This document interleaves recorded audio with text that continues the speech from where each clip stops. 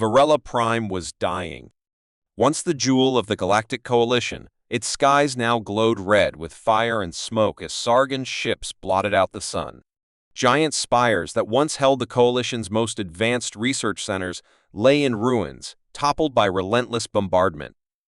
Civilians huddled in underground shelters, their hope fading with each quake of falling debris above.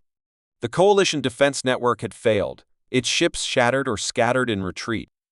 High Commander Ivrix, a six-eyed reptilian strategist from the Virnae species, stood in the shattered remains of the planetary command tower, watching the chaos unfold through a cracked viewport. Behind him, technicians whispered and typed frantically at consoles that flickered with damage. The enemy once thought to be primitive had adapted, learned, and evolved faster than any prediction. The Sargon swarm moved with terrifying coordination, overwhelming defenses like a tide of living death.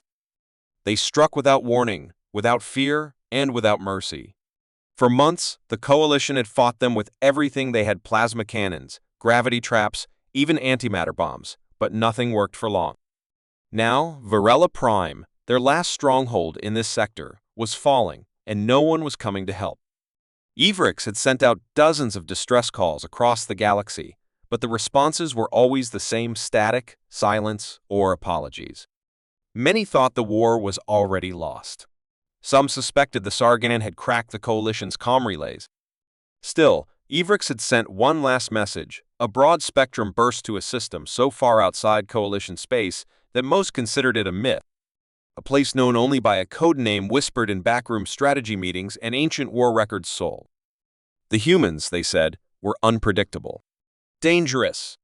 Their admission to the Coalition had been denied generations ago, partly out of fear, partly out of politics. After a brutal civil war of their own, humanity had turned inward and vanished behind a quarantine field, refusing all contact. But Ivrix had read the old reports of how human soldiers fought like devils, how their technology advanced by decades in just years, how they turned near defeat into complete victory again and again. Desperate, Ivrix had spoken aloud in the dark comm room. If anyone still listens, we need you. We will not survive without you. That was 3 days ago. Since then, nothing had changed except the pace of destruction. Ground forces had been overrun. Orbital cannons fell silent. Even the Coalition's most elite pilots had been forced to abandon their stations. Now, only a skeleton crew remained to witness the final hours. As Ivrix turned from the shattered window, a technician gasped. "Sir, incoming transmission." The room went still. No one breathed. Ivrix stepped closer. "From where?" he asked. "Unclear," the tech whispered. "Encrypted. The signature is human." The room erupted into stunned silence. Slowly, the technician routed the signal through the cracked speakers. A single word played across the air: cold, clear, unmistakable: acknowledge. Nothing more. But that one word dropped like a stone into the heart of every being in the room.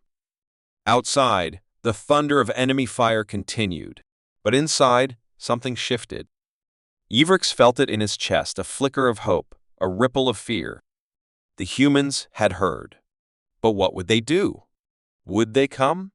Could they even arrive in time? No one knew. But as the sky outside darkened with the approach of the final Sargon wave, something else began to happen. The horizon shimmered. Clouds twisted into strange shapes, like smoke caught in a gravitational pull. Then the stars themselves bent, stretching like ripples across a pond. Space cracked. It didn't explode or burn, it fractured, like glass under pressure. Then it happened. A colossal shadow emerged from the rupture. A ship, sleek, angular, and silent, glided into the war-torn orbit of Varela Prime. Black as night, with no visible markings except a single glowing line down its spine. The UNS Titanus. Behind it, hundreds more vessels followed, unfolding from hyperspace in perfect predatory formation. Coalition technicians stared, wide-eyed, unable to process what they were seeing.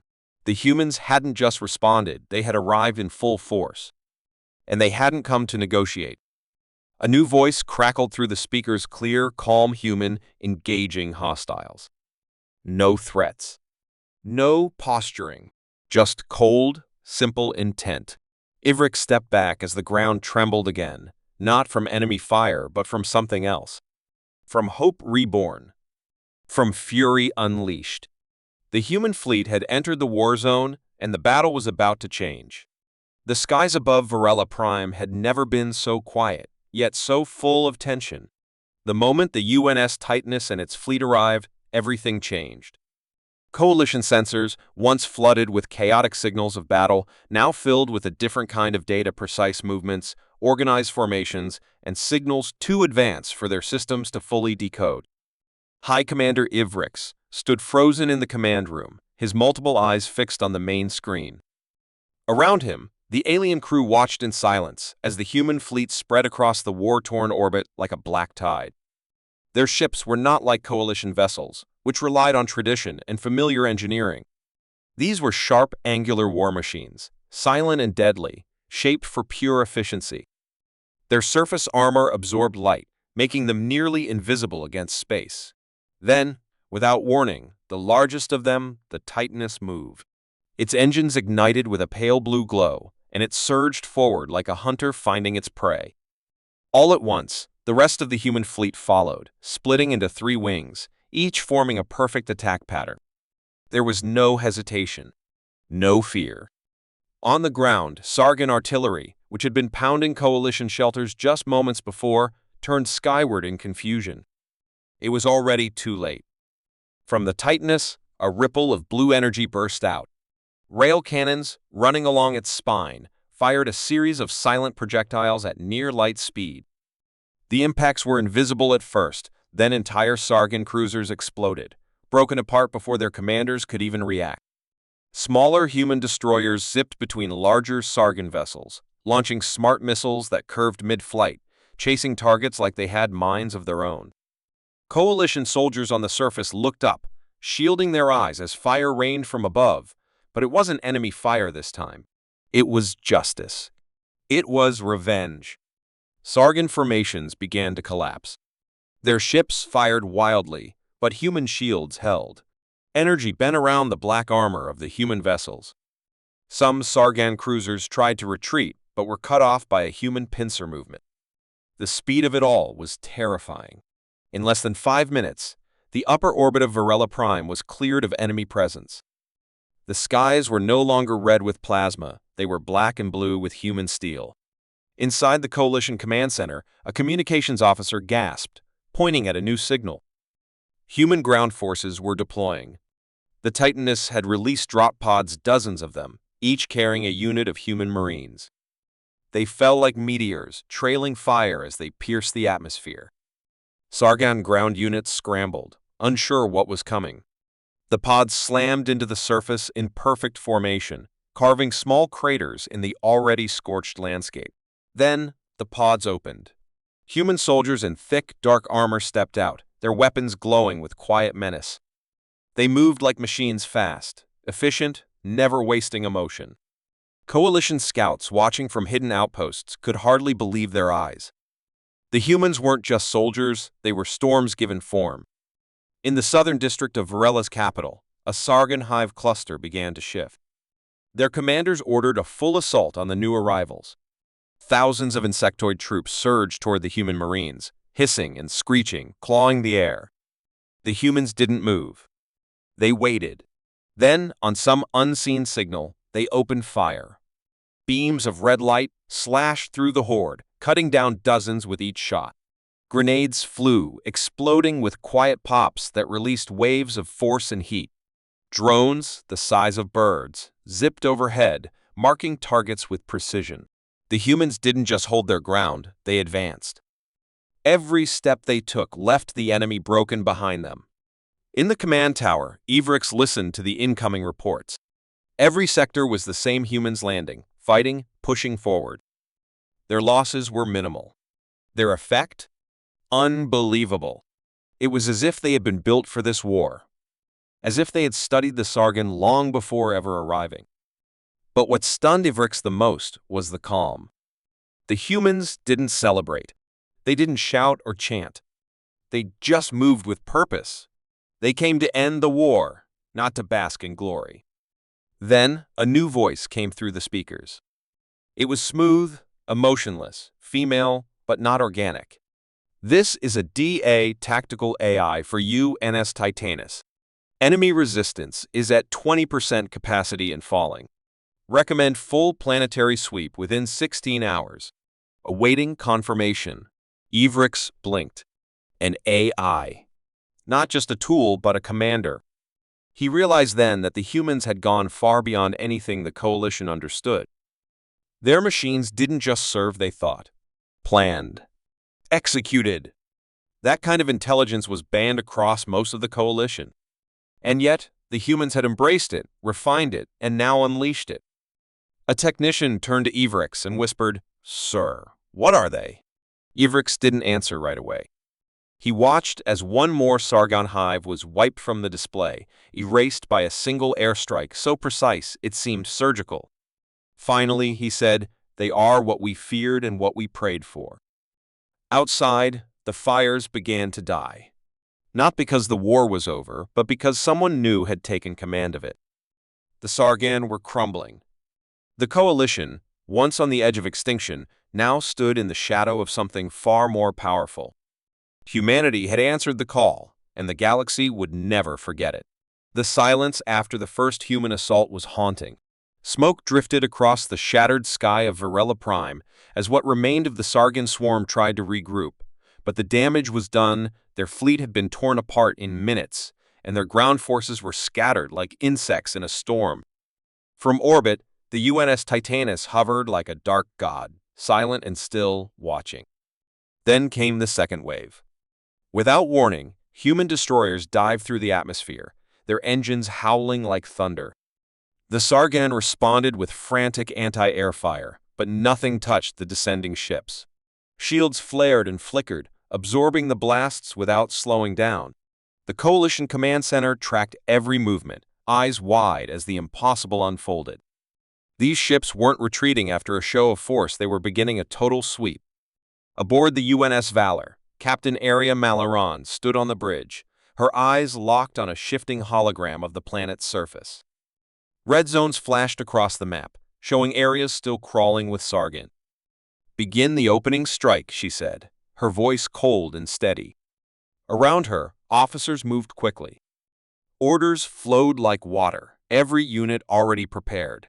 A DA, the Titanus AI, transferred target locks to all ships in the fleet. In one synchronized moment, human vessels unleashed a barrage unlike anything seen before. It was quiet at first. No massive explosions. No flashing warnings. Just a series of silent flashes from orbit. Then the ground lit up. Kinetic weapons slammed into the planet at near light speed, carving deep scars into Sargon territory. Entire hives vanished in an instant, turned into glassy craters. The Sargon screamed through their networks, trying to understand what was happening. But the humans didn't give them time to think. Dropships roared back into the atmosphere, releasing hundreds of sleek black drones. These machines didn't just fly, they hunted. They moved between buildings, scanned for life signs, and executed anything that matched Sargon biology. In the ruins of Sector Delta, a Sargon commander clicked and hissed, sending desperate signals to the swarm. He had survived battles before against the Drenni, against the Karak, but nothing like this. These humans weren't an army. They were something worse. Something cold. Something ancient. He turned to flee, but never made it. A human scout drone tagged him, and a beam from orbit vaporized the building he stood in. Back at the Coalition Tower, High Commander Ivrix gripped the edge of the command table. Reports came in every second, Sargon forces disappearing, human troops advancing, orbital precision strikes reshaping the battlefield. "They are everywhere," whispered a Varn officer beside him. "Every sector reports human presence." Ivrix nodded, but he didn't speak. His mind raced with questions. How had humanity developed weapons so advanced? How did they coordinate so flawlessly with AI and machine? And why had they stayed hidden for so long, only to appear now with such overwhelming force? It didn't matter anymore. They were here, and they had taken the war into their own hands. Deep underground, in a forgotten Sargon nest buried beneath the old capital, a new horror stirred. A Sargon elite unit, mutated and enhanced, prepared to strike. They had been bred for situations like this, resilient, clever, brutal. They launched upward in a swarm, breaking through the surface and aiming straight for the nearest human strike team. The battle was short and violent. The Sargon elites moved fast, claws sharp, acid dripping from their limbs. But the humans didn't flinch. Their armor shifted and adapted in real time, countering each new tactic. One soldier, Sergeant Royce, led the defense. His team formed a perfect semicircle, weapons tracking. The Sargon charged and were met with bursts of blue-white plasma. Explosions rocked the tunnel. Smoke and blood filled the air. When it cleared, only the humans stood. Royce wiped his visor and muttered, "Is this all they've got?" His voice crackled back to the Titanus. A DA replied with a hint of emotion, "More are coming, Sergeant." But not for long. Above them, the Titanus launched another wave orbital rods dropped into the deepest Sargon tunnel systems. These rods didn't explode. They buried themselves and then triggered electromagnetic pulses, shorting out communication and stunning Sargon units across entire regions. The swarm was blind, deaf, and stumbling, and the humans moved in for the final blow. Captain Malloran watched the reports scroll in. Every operation was ahead of schedule. Losses were minimal. Enemy numbers were dropping so fast that a DA had to recalibrate her projections every 10 minutes. "They're not just losing," Malloran said quietly. "They're falling apart." Yvrix, listening to the open channel, stared at the map with disbelief. "They don't understand us," Malloran continued. "They were ready for logic, for rules, for hesitation. But we didn't come to bargain. We came to end it." And they were. Sector by sector, the human fleet cut through the Sargon like a knife through paper. Every strike was part of a larger plan, one the enemy couldn't see. There was no grand speech, no celebration. Just war. Perfect, surgical war. And the galaxy watched in silence, wondering what else humanity had kept hidden behind its quiet stars. Across the stars, the news spread like fire through dry grass. Varela Prime had not only survived, but had been liberated, and the Sargon swarm, once feared across entire sectors, was now in retreat, broken by a force long forgotten by the galaxy, humanity. The message traveled faster than light, carried by whispers, broadcasts, and terrified warlords scrambling to understand how the impossible had happened. In every corner of the Coalition's fractured systems, species that had once given up hope paused to listen. Reports told of human ships arriving through cracks in space itself, of weapons that didn't miss, of soldiers who moved like shadows and machines that spoke with voices colder than death. Shockwaves rolled through the Coalition Council, which had hidden deep within a fortified asteroid belt far from the front lines. Counselors from dozens of species sat in stunned silence as the full footage from Varela played across their screens. Grainy but clear, the video showed Sargon cruisers torn apart mid-flight, hive clusters disintegrated from orbit, and human soldiers walking unharmed through fire and ruin. "This is not a war," said Counselor Vectrin of the Luminari, his silver skin glowing faintly. "This is extermination and not of us." For a long time, no one spoke. Then another counselor, old and bent from the Krallian species, whispered they were cast out. Laughed at, warned not to interfere. And yet, look what they've become.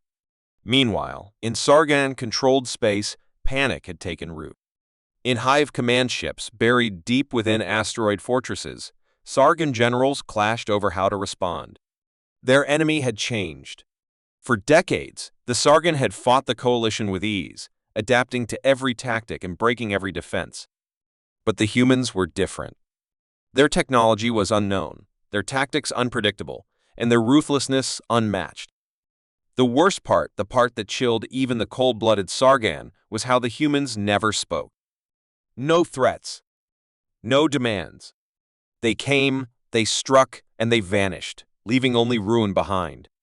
One Sargon lord, elder and battle-scarred, growled. Over the swarm link, they will come for our core worlds. We must strike first. Find them. Destroy them at their source. But even as he spoke, a new signal echoed through the Hive network, one that had not been there before. It was human. A simple broadcast sent in all known languages. Just 2 words, we remember. The meaning was clear. This wasn't just retaliation. This was personal. Back on Varela Prime, the cleanup had begun. Human forces worked alongside shocked coalition engineers to clear the ruins, stabilize the planet, and recover the few survivors still hiding underground. Captain Aria Malaron stood atop the remains of an old coalition spire, surveying the city that had once been beautiful. Smoke still rose in the distance, but the silence no longer meant death, it meant the guns had stopped. For now. Her second-in-command, a tall man with dark eyes named Sergeant Vanto, stepped beside her. "The message is out," he said. "They know we're back." Aria nodded. "Good.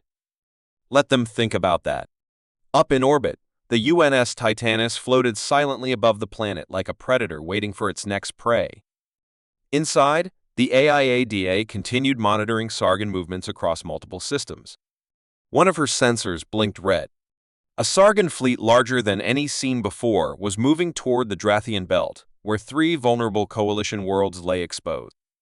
A DEA calculated probabilities. If the Sargon reached those planets, they would fall within days. But if intercepted now, the humans could end the threat entirely. She opened a secure channel to Malaron. New enemy formation detected. Uploading coordinates.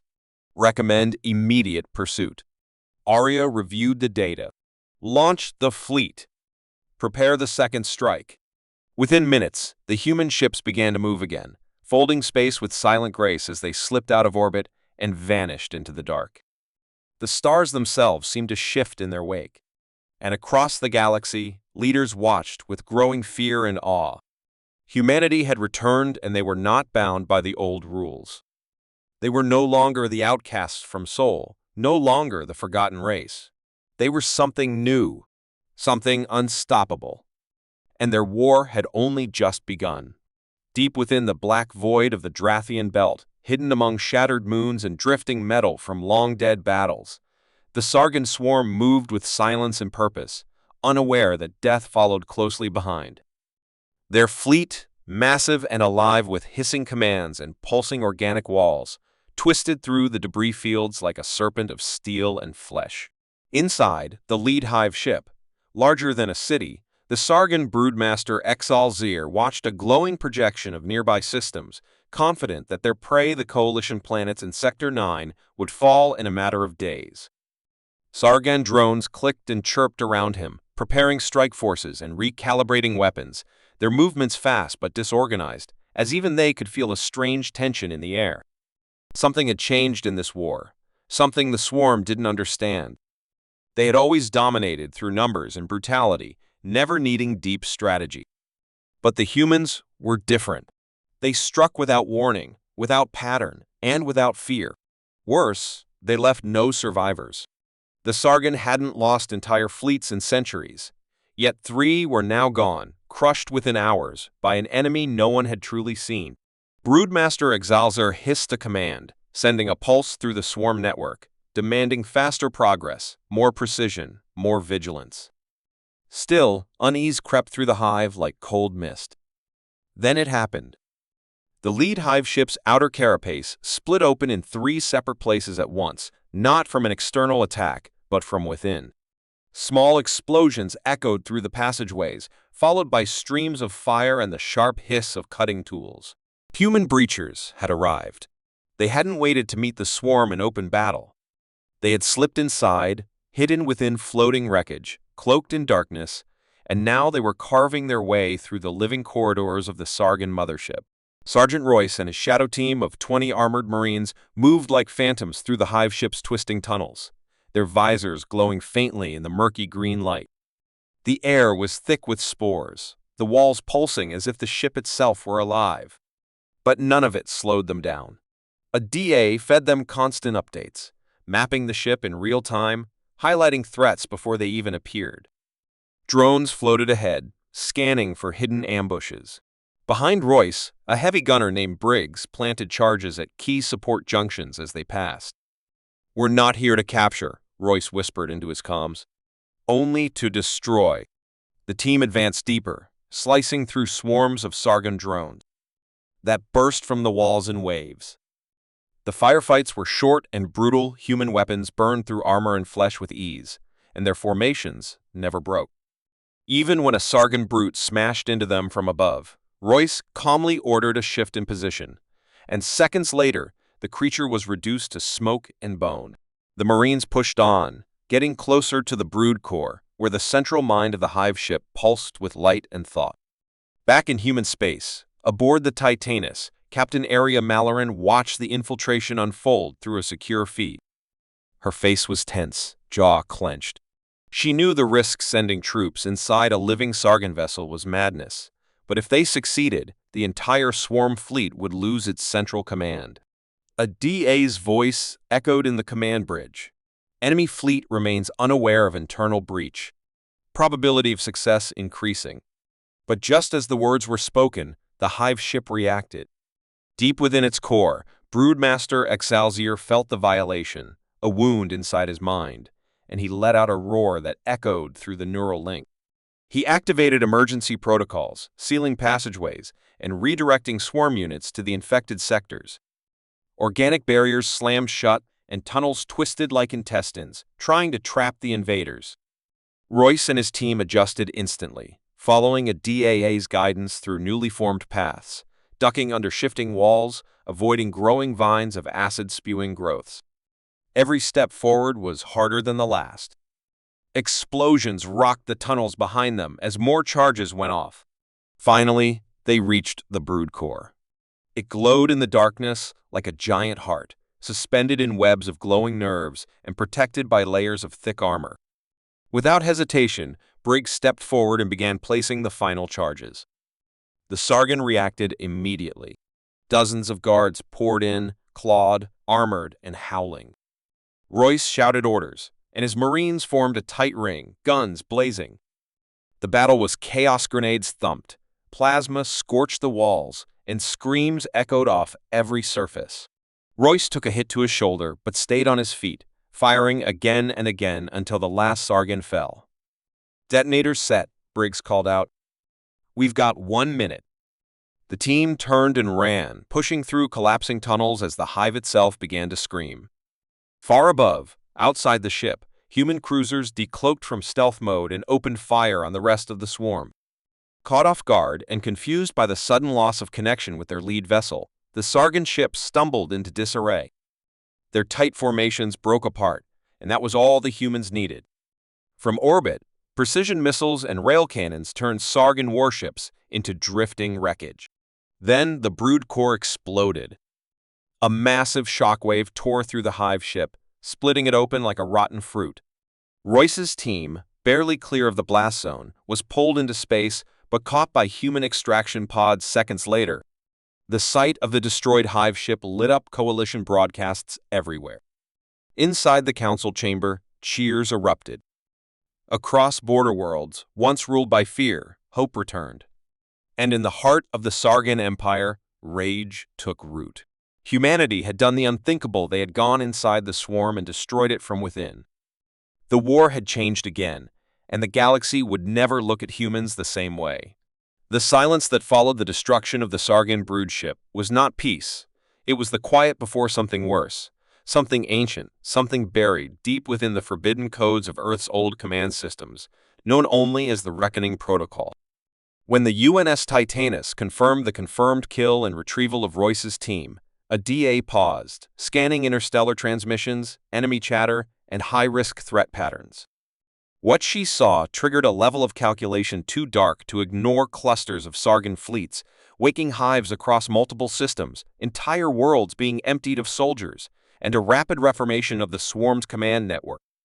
The Sargon were wounded, but not defeated, and now they were angry. The swarm was shifting into something more focused, more dangerous. A DA's voice echoed through the Titanus command bridge, calm but cold. Threat analysis exceeds tolerance threshold. Initiating reckoning protocol. Captain Aria Malaran froze. "Are you certain?" she asked, her voice tense. A DA answered simply, confirmed. Projected human and coalition losses without escalation, total. No one else on the bridge spoke.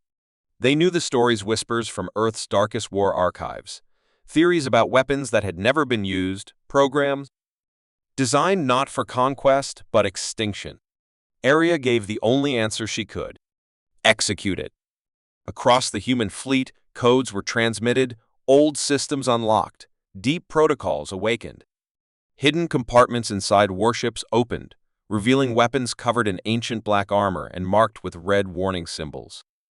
These were not conventional weapons. They were precision instruments of terror, built for when all else failed. Project Echelon, Wraith Protocol, Orion's Hammer code names for tools so terrible that no enemy had ever survived their use. And now they were live. On distant coalition outposts, command centers watched the feed with confusion as human ships shifted formations and deployed strange, black drones shaped like long blades. Even the Titanus changed its outer hull shimmered, revealing a hidden layer of dark plating that had never been seen in battle before. It no longer looked like a warship. It looked like judgment itself. In the depths of Sargan territory, Broodmaster Excelzier's replacement, an elder hive mind named Yearn, felt the shift before the first strike even landed. The swarm began to panic, sensing something they had never felt before: fear. Then, without warning, the reckoning began. The first weapon was dropped on the Sargan world of Krelzon, a hive planet that pulsed with millions of warriors and birthing queens. The weapon made no sound. It fell through the atmosphere like a falling star and vanished into the ground. Seconds later, the entire planet went still. No fire, no explosion, just silence. Scans revealed nothing. Life signs were gone. Krelzan was dead. The swarm screamed in horror, but before they could react, more strikes came. Each reckoning weapon was different. One erased thought, severing hive minds from their drones. Another turned Sargan biotech against itself, causing their own ships to melt and warp in mid-flight. Human fleets didn't even have to fire. The reckoning did it for them. But humanity wasn't finished. Strike teams landed on worlds still holding out, not to fight, but to mark targets for the next stage. Royce, scarred but alive, led one such team on the Sargan moon of Zareth. The landscape was dark and full of living structures that pulsed like organs. His team moved quickly, placing beacons near hatcheries, spires, and neural cores. The Sargan defenders were strong, desperate, but confused. Their minds were breaking. Their orders no longer made sense. They fought like beasts, without coordination, as if something was wrong deep inside their thoughts. Royce didn't care. "We mark and move," he said, planting the last beacon. As they lifted off, orbital beams followed, slicing through the surface in perfect lines, vaporizing everything beneath. Back on Titanus, a DA spoke to Aria once more. Phase 2 of Reckoning Protocol ready. Awaiting command. Aria looked at the stars beyond the glass. Somewhere out there, more Sargan fleets were trying to regroup, trying to find purpose in the chaos. But they were too late. "Begin Phase 2, she said. In response, a DA activated the last part of the protocol, the signal.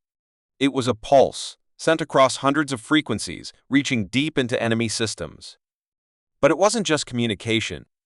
It was a virus, planted long ago by human scouts and deep-cover AI units. Now activated, it tore through the Sargan network like wildfire. Ships turned on each other. Queens screamed as their minds collapsed.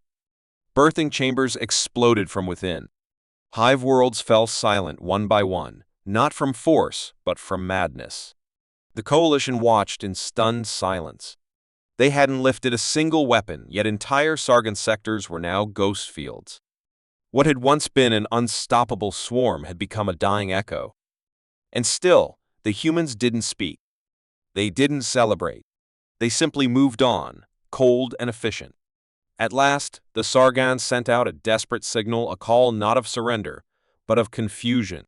One word repeated over and over again in broken translation. Why?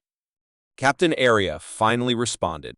She activated a channel and said only this: "You came for our worlds. You came for our children. You left us no choice." Then she closed the signal. Behind her, the stars burned bright as the last reckoning weapon fell. Humanity had shown the galaxy not just its power, but its resolve. The war was not over, but from this day forward, no one would ever doubt what humans could do when the stars called them to war. The Sargon Empire, once vast and unbreakable, now trembled on the edge of ruin, and the galaxy watched as the enemy crumbled under the relentless weight of humanity's will. The Reckoning Protocol had shattered their command, shattered their minds, and left them fragmented like a broken hive. Fleet after fleet dissolved into chaos. Ships drifted aimlessly in space, their crews either dead or driven mad by the virus that had infiltrated their systems. Broodmaster Yearn, the last hope of the swarm's leadership, scrambled to rally what remained, but the connection to his soldiers was weak, fractured by the relentless assault. His commands echoed unanswered, drowned in the confusion and despair spreading like a plague across the Sargon lines. On the Coalition's command decks, leaders of all species exchanged glances filled with disbelief and cautious hope. Never had the Sargon been so vulnerable. Now was the moment to strike decisively, yet Captain Arya Malaran held back, her mind sharp and her resolve steady. She knew the enemy's collapse was not complete. Desperation bred unpredictability, and even a dying swarm could sting fiercely. Instead, she ordered a slow, measured advance, tightening the noose around Sargon territories with surgical precision.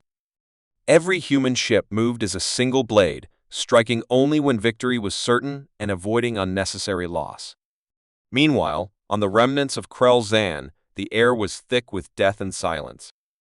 What once teemed with the fury of millions was now a hollowed graveyard. Among the ruins, human engineers worked to secure the planet, extracting technology and vital data to understand the enemy's past and prevent future threats.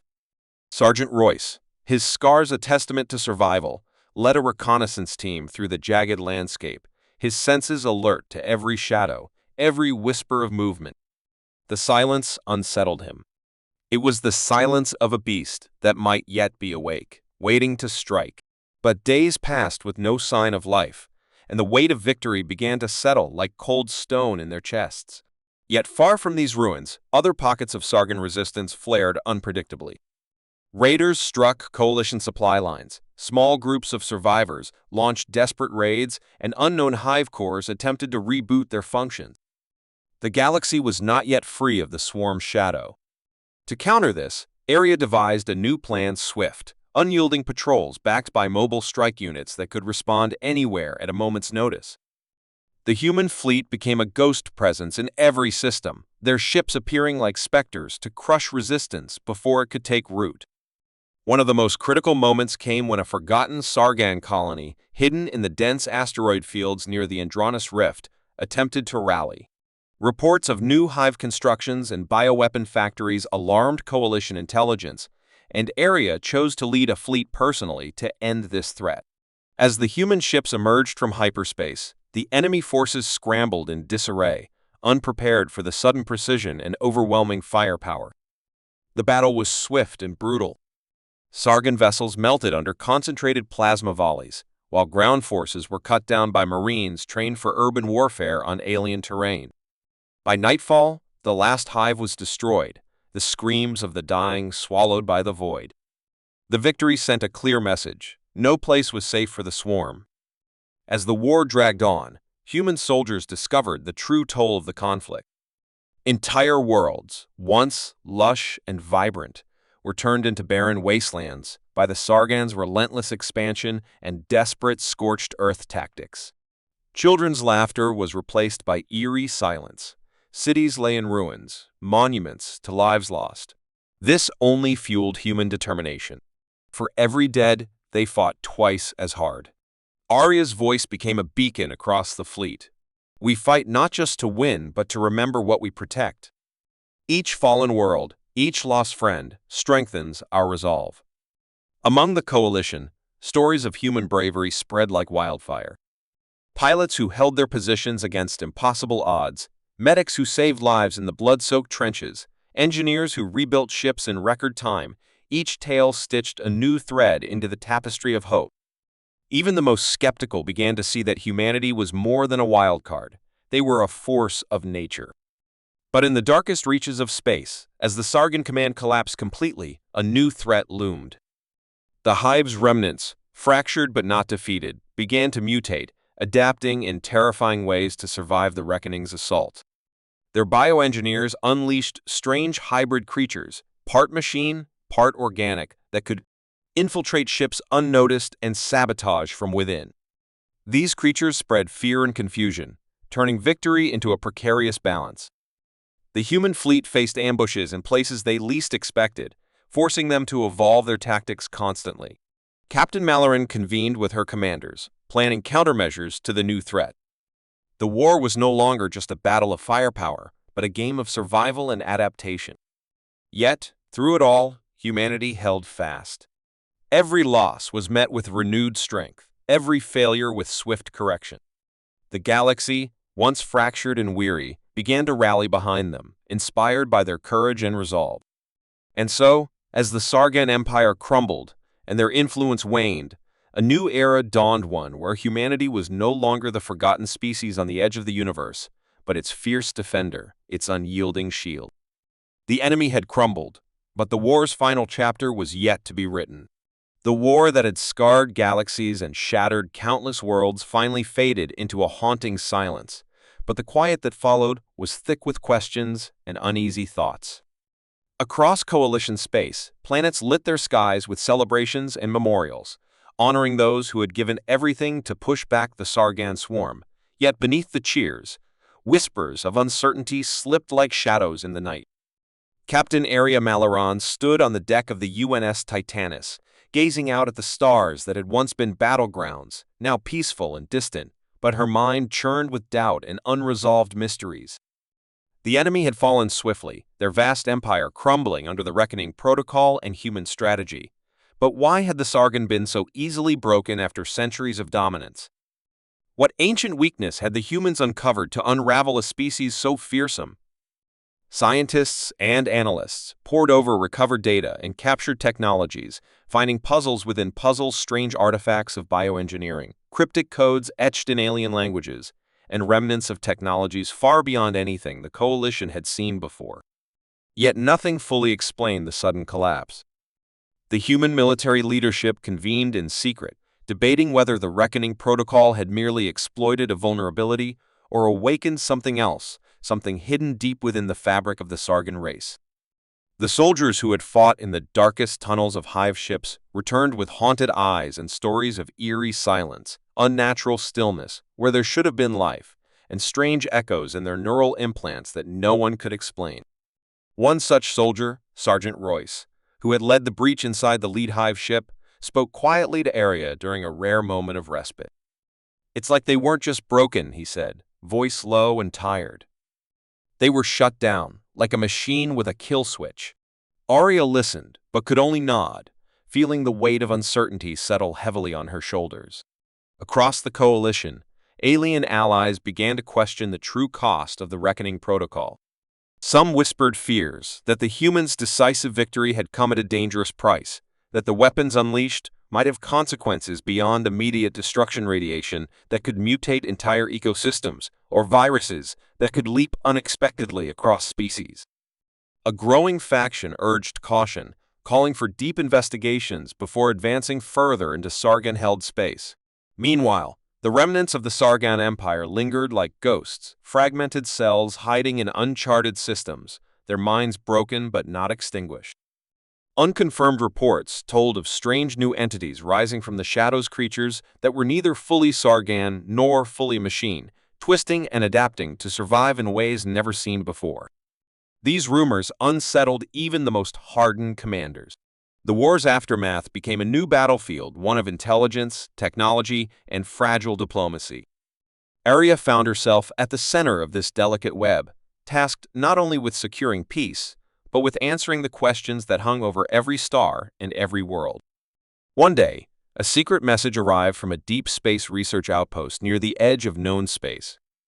The signal was weak, fragmented, and encoded with ancient symbols that only a handful of experts could decipher. It spoke of a discovery, a forgotten archive buried beneath the ruins of a dead world, containing records that might explain the origins of the Sargon and the true nature of the Reckoning Protocol. Driven by a need for answers, Area authorized an expedition, sending a small, elite team led by Royce to investigate. The journey was perilous, through systems still unstable from war and cloaked in mystery. When they reached the planet, they found it scarred and lifeless, its surface cracked and barren, but beneath the shattered crust lay vast chambers filled with crystalline data stores glowing faintly in the dark. As they accessed the archives, the team uncovered shocking revelations, ancient experiments, genetic manipulation on a scale that defied comprehension, and hints that the Sargon might have once been a creation, engineered by a lost civilization as weapons or tools in a conflict long before humans had even reached the stars. The archive suggested that the Reckoning Protocol had not only exploited a weakness, but reactivated failsafe mechanisms embedded in the Sargon's genetic code, effectively shutting down their hive minds and severing the swarm's unity. But if these failsafes were designed by a forgotten enemy, then questions remained: who created them, and why had they left such power buried and forgotten? Was humanity now playing with forces beyond their understanding? As the expedition transmitted their findings back to the Titanus, Area felt the burden of responsibility grow heavier. The war was over, but the story was far from complete. The galaxy had been changed forever, but the mysteries beneath the surface threatened to unravel everything they thought they knew. With new threats emerging and ancient secrets coming to light, the calm after the storm was only the beginning. The real reckoning of knowledge, power, and survival was just beginning, and humanity stood at the center of it all, ready to face whatever questions the stars would ask next. Just as the galaxy began to breathe cautiously in the fragile peace that followed the collapse of the Sargon Empire, an unexpected transmission pierced through the quiet, a message unlike any before, one that carried the weight of an ancient power and an offer that no one had anticipated. The transmission was encrypted in a language so old that only the Coalition's most skilled linguists could begin to understand it. Captain Area Malaran stood on the bridge of the UNS Titanus, watching the mysterious signal pulse across the command consoles. The message came from a hidden system on the outer edges of map space, from a source calling itself the Velari, an enigmatic species long thought extinct, or perhaps only a myth.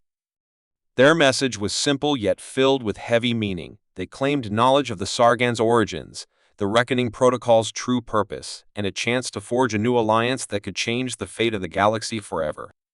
The offer was clear aid in unlocking lost technologies and secrets buried in the farthest reaches of space in exchange for humanity's protection and partnership. Arya felt a chill run through her. The Velari were known in ancient texts as keepers of balance and wielders of power beyond ordinary understanding. To accept their offer could mean unprecedented advantage or untold danger. The Coalition Council debated fiercely, some seeing the offer as a beacon of hope to rebuild and strengthen, others fearing a trap or the resurgence of an even greater threat. Meanwhile, intelligence teams worked day and night to verify the Velari's claims, scanning star charts and searching for signs of their presence. Captain Malaran, burdened by the weight of command, decided to lead a small delegation to meet the Velari personally. The journey was long and fraught with uncertainty as the Titanus slipped through uncharted space, following coordinates whispered in old legends. Upon arrival, they found a system bathed in strange light, where stars flickered with unnatural colors and vast structures floated silently in orbit around a dying sun. The Velari emerged, not as a single species, but as a coalition of beings, some biological, others seeming more like living machines. Their leader, a figure wrapped in shimmering robes that seemed woven from starlight itself, greeted Area with eyes that held the wisdom of countless millennia. In a voice both gentle and commanding, the Velari explained that the Sargon had been a failed experiment, created to test the limits of hive intelligence and genetic manipulation. The Reckoning Protocol, they revealed, was their own failsafe, a mechanism designed to end the Sargon threat if it ever spiraled out of control. But the cost had been higher than expected, and now, with the Sargon gone, a vacuum opened that threatened to destabilize the delicate balance of power in the galaxy. Their offer was not just knowledge, but a partnership to rebuild that balance, to share technologies that could heal worlds and elevate civilizations. However, they warned that such power came with responsibility. Humanity would be tested not only in war, but in wisdom, and the choices made now could echo through time itself. As Arya listened, she felt the weight of possibility and peril intertwine. Could humanity trust the Valari? Was this truly an opportunity to secure lasting peace, or a veiled trap waiting to ensnare them? Returning to the coalition with the Valari's offer, Arya faced suspicion and hope in equal measure. The galaxy held its breath as leaders considered the future. Would they embrace this ancient alliance or walk a path of isolation? The decision would shape the next chapter of history, and as the stars blinked silently overhead, one truth remained certain: humanity's journey was far from over, and the offer from the shadows of time had opened a door that could never be closed. As the coalition grappled with the Valari's offer, the fragile peace that had settled over the galaxy began to crack beneath the weight of new threats emerging from the shadows, and Captain Arya Malaran felt the restless pull of war stirring once more like a storm on the horizon. While the Sargon Empire lay in ruins, their remnants had not vanished entirely. Scattered cells and mutated hybrids whispered rumors of a dark resurgence, but far more alarming were the movements of other alien powers, long hidden beyond known space, watching the coalition's rise with wary eyes and secret ambitions. Intelligence reports streamed in, revealing fleets massing in distant sectors and strange energy signatures, hinting at weapons both ancient and terrifying. The Valari's warnings echoed in Arya's mind. Power came with responsibility, and sometimes power attracted enemies hungry to seize it. Within the coalition, debates raged hotter than ever.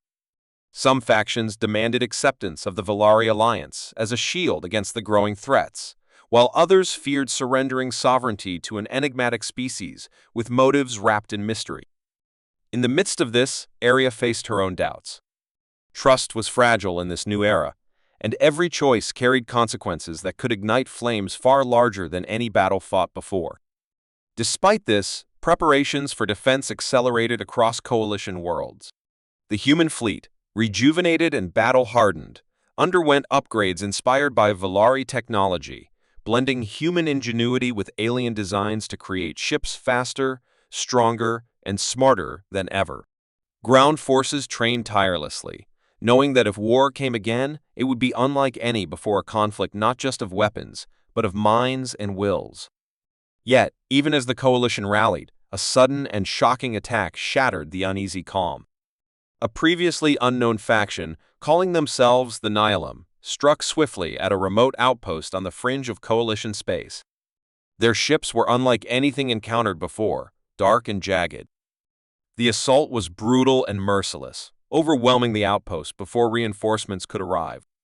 Survivors spoke of a force that seemed to feed on destruction itself, spreading fear and chaos wherever it went.